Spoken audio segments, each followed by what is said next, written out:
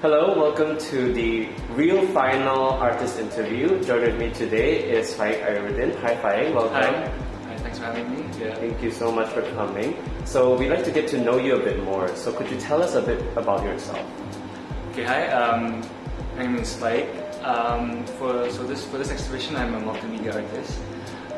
But I have experience in different things like geography, photography, graphic design, and so on. I see. I like that you mentioned about being a multimedia artist and having experience with videography and photography. So that leads on to my next question. How would you define your art style?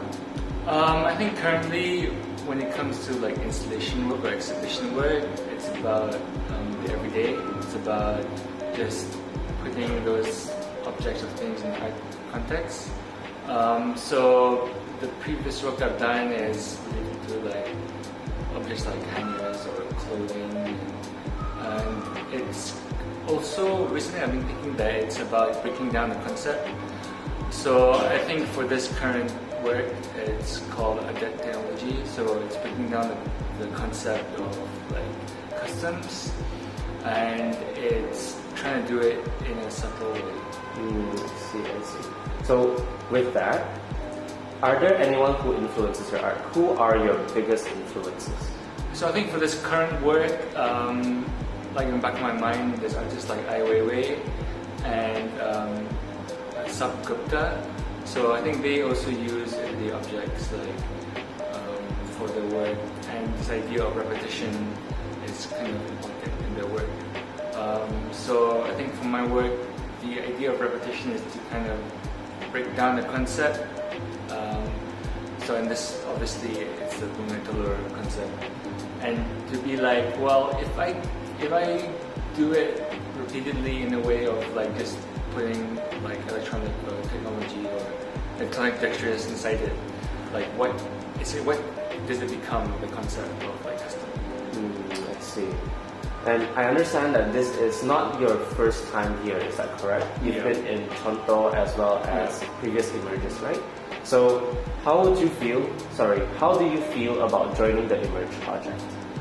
I think the Emerge project is always interesting because I think I always try to put something new to challenge myself, and I think it's always, the gallery is always open to any ideas you have.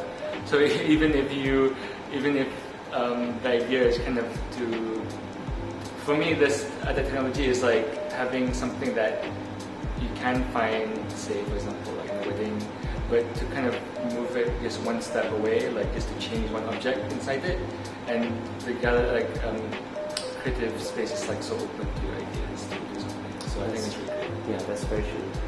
So being a local artist yourself, what do you think of local Brunei art?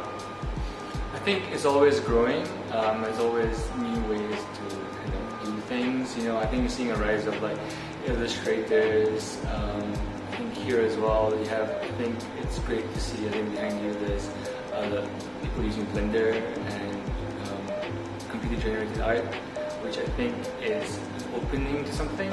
So I think you're always seeing people experiment with new styles. So I think it's promising moving forward. But I think there's always the space for people to not just have it online, but have it in exhibition spaces. So I think like things like this pop-up. Not this exhibition, not pop-up. This exhibition here is definitely an opportunity. Yeah, I see. So keeping to the Bruneian theme, do you think it's important to reference or research the history of cultural identity for your art practice? When it comes to creating work, like it does require research. The research helps in terms of one is trying to understand like local visual language. It's likely that something has been done, but you kind of have to explore a theme in a certain way. But also you have to kind of think about in a Brunei context, does it make sense? I think it's not a case of like directly applying something you research online, because I think there's more material online like about local art or local fine art. So it's kind kind of obviously easier to reference it, but doesn't make sense in local context. Because I mean, I think for my work, I have for this particular work, I looked at books about local wedding customs, did some research online, and trying to understand what the significance of doing a dolor is, and understand what the custom is. Yeah. And I think that one, I feel hopefully doesn't overstep, the concept of MIB in Brunei as well. I see. So keeping to the Bruneian theme as well, for my last question regarding Brunei is, what do you think about the creative industry in Brunei? I think when it comes to the creative industry in Brunei, so we're celebrating Hari Raya, and I think we are going to come across a lot of locally made, really excellent videos. But I think there's always room to experiment, always room to try things. I think that the people that work in the industry are doing such a good job when they do video, videography work, graphic design, photography work. But I think there's always space for, if you're like a local artist, or you feel like your work is maybe not too mainstream, there's always a room for you. And I think we need people to kind of push or kind of see the limits of what artistic boundaries are, but also kind of keeping within what we think of in Brunei, our customs and beliefs. I see. So for the last question, what would you say to other young artists who would want to do what you're doing?